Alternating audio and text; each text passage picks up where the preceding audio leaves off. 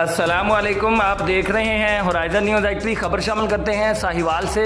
साहिवाल में 75वें यौम आज़ादी की तकरीबात का इनेकाद। जेल खाना जात स्टाफ ट्रेनिंग कॉलेज में परचम कुशाई की गई।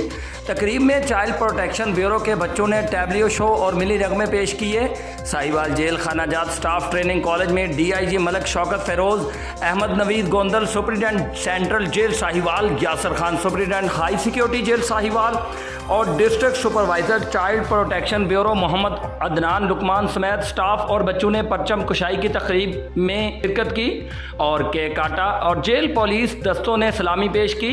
इस मौका पर प्रिजन स्टाफ ट्रेनिंग कॉलेज में DIG जेल खाना जात मलक शौकत फ़ेरोज़ ने कहा कि हुकूमत पंजाब बच्चों के तहफ़्फ़ुज़ और फलाह बहबूद के लिए chairperson child protection bureau chief madam सारा अहमद की सरबराही में बहुत अच्छा काम कर रहा है। इस मौका पर डिस्ट्रिक्ट सुपरवाइज़र ने ब्यूरो के काम के हवाले से ब्रीफिंग दी और तकरीब के मेहमान खुसूसी DIG जेल खाना जात मलक शौकत फ़ेरोज़ का शुक्रिया अदा किया। तकरीब के अख्ताम पर मुल्क की खुशहाली, सलामती और तरक्की के लिए खुसूसी दुआएँ की गईं।